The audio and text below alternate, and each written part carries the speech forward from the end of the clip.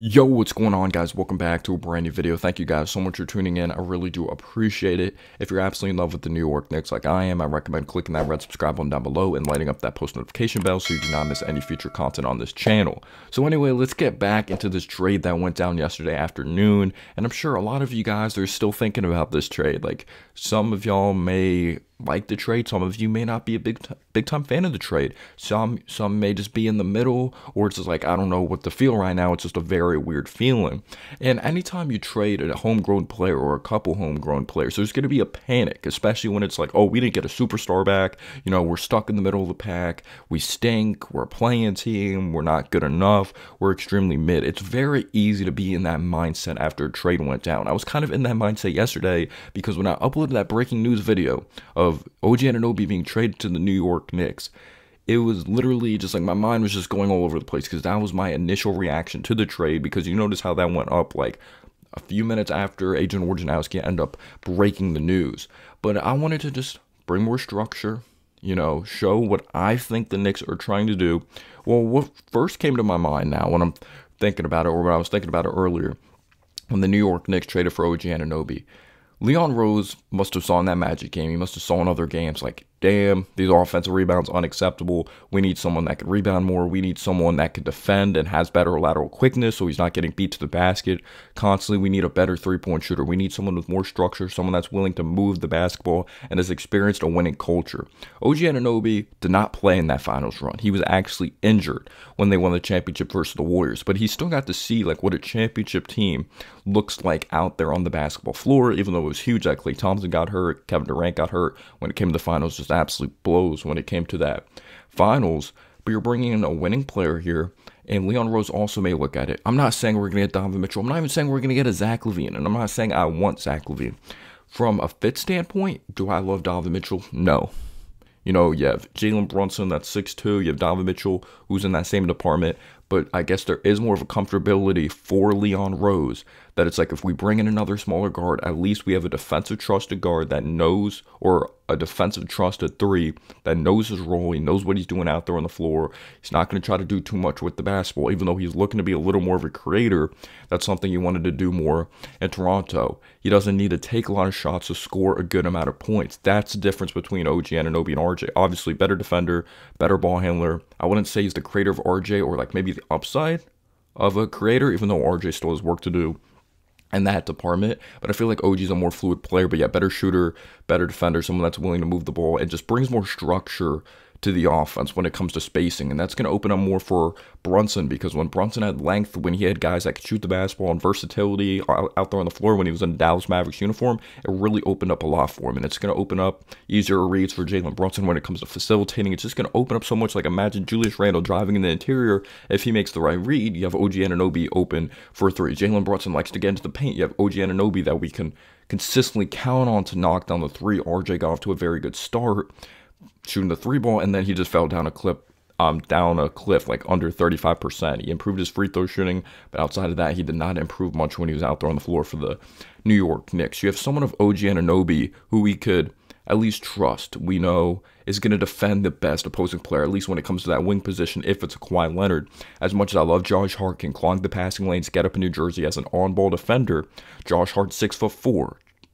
You have a better defender of OG Anunoby, who has proven to get steals in this league, get deflections, make an all-defensive team.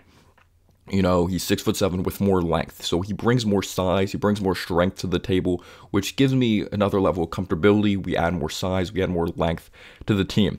Precious Achiuwa has shown that he's an athletic body. He's shown a little off the bounce. He's shown a little bit of a touch from the outside, so I'm very interested to see what he's going to bring to the New York Knicks. He's definitely going to be that backup four that the Knicks have been needing, but we add length, we need add size, we add athleticism, which I like. OG Anunoby is a good athlete as well. He's someone that's good at moving without the ball. Obviously, he's going to be in a different system. He played under Nick Nurse. He played under a brand new head coach of Darko, and a Raptors fan did let me know that the defensive system of the Raptors, like, his defense went down a little bit this season, but it was because of the different defensive scheme of not Nick Nurse. Like, he wasn't able to gamble as much for steals and come up with those big plays. But we need those momentum-changing plays defensively, and that would be big time. And let's say we somehow match up against the Cavs again. Well, we're going to be in a pretty solid position when we have OG Anunoby defending Donovan Mitchell out there on the floor, and we know what Jalen Brunson's capable of in the playoffs. But I really think this is a very solid move to try to add a star next to him.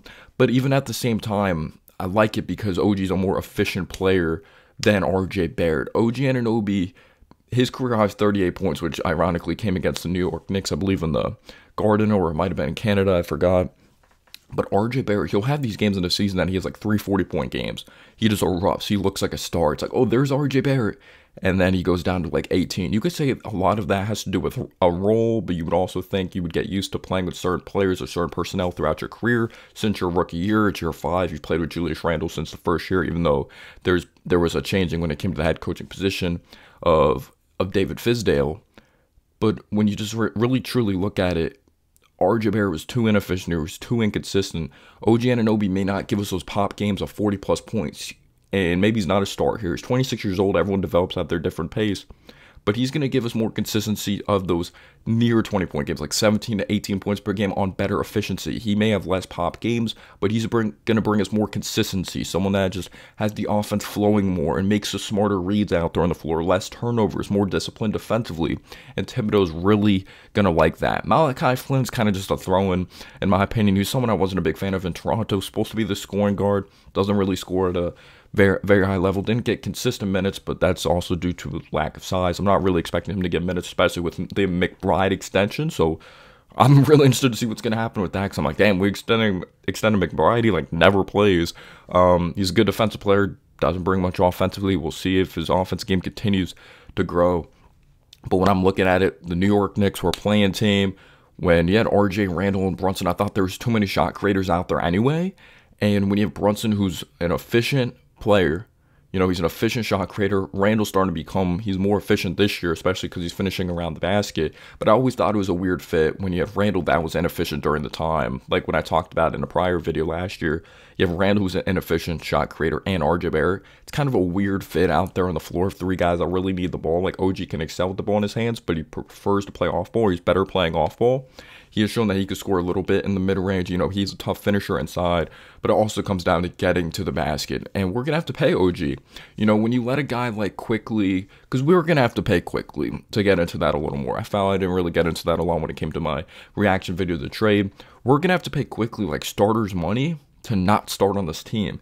As important as you are as a 6-man, he still has to prove...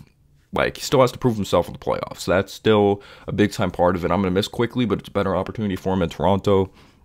I really wish him the best of luck. I wish RJ the best of luck in Toronto as well. Daquan Jeffries on his basketball journey. But when I'm looking at it, a part of it is, like, there's a lot of pressure on Julius Randle. As much as we could bash on RJ when it comes to inconsistency, he figured it out in the playoffs. He did. I know he didn't step up in Game 6. That was huge, but he was a big reason we got out of the first round due to, like, also Brunson, Mitchell Robinson. But he figured it out after Game 1 and Game 2 versus Cleveland. Second round, he figured it out, you know, versus Miami. He was really killing Miami at one point. Randle, he was hurt, but, you know, my thing with Randle when it comes to his IQ decision-making, man, if Randle doesn't step up in the playoffs, like, is he gone? Or the Knicks just really value Julius Randle, but he still needs to prove himself in the playoffs. There's a lot of pressure on him. OG Anunoby did show the ability that he can step up in the playoffs. That the last time he was in the playoffs, took on Philly in the first round, averaged 17 points per game. But what impressed me, he only shot 34% from 3 in that series, but he found other ways to score the basketball, which is impressive. He showed off some of his mid-range game and physicality inside. And he's shown that he's a fearless player. He knocked down some shots down the stretch in that series, but obviously Embiid was very clutch in one of those games, and I believe had a game-winning buzzer beater. But they ultimately won that series. They had James Harden on that Philly team. But just now when I'm looking at it, you know, RJ, maybe he blossoms over there. He's still a young player, but sometimes I think we mix up young players. Like, we just see, like, oh, he's only 22 years old or 21 years old. I'm just saying random number, random age. It's like, oh, he has potential. But some people don't look at the actual skill set, the athleticism. You know, maybe OG develops into something more. I'm not going to say he's a star. And obviously it comes down to situation. It comes down to role. You know, Brunson's that 1, Randall's that 2. Like, officially now with RJ gone, like, all that conversation is different. Man, Dante's going to probably stay at that 2 position, but I think Dante, like, he went off last night, 38 points on a loss. We weren't good enough defensively, couldn't keep up with the Pacers' pace, just unbelievable. I didn't even mean to, like, say Pacers' pace, but I think he's a good placeholder right now. We're looking to find that star at some point to replace Dante DiVincenzo. And then do the Knicks think like, oh, this is our team right here. This is our starting lineup. You know, Jalen Brunson, whoever that star is, OG Anunoby, who's just a very solid player, Julius Randle. And is it still Mitch? You know, Mitch proves he still can't stay healthy. You know, he stayed healthy last year, performed well in the playoffs, but not the year before that, but the season before that, prior, when we went to the playoffs for the first time in 8 years during the time, he got injured and Nerlens Noel stepped in. So I'm interested to see what pressure Juwan is going to bring to the table. I like OG Anunoby as a player. I'm looking forward to seeing what he's going to do Monday versus Minnesota, defending Anthony Edwards. So that's going to be a big-time test. But I like the way he gets deflections, his ability to knock down the three ball. You know, kind of his cool, calm demeanor. So, of course, RJ, it looks like the cooler name. Like, we just automatically lost the trade. And I'm wishing RJ the best of luck. But I feel when you see the third overall pick, when you see his numbers, they're kind of inflated in a way because of the lack of efficiency out there on the floor. But OG's not someone that's proven to get to the line a lot this season as well. But I'm very fascinated to see what he's going to look like under Tom Thibodeau. Let me know down below your thoughts. Do you like the trade? Do you not like the trade still? Peace out, y'all.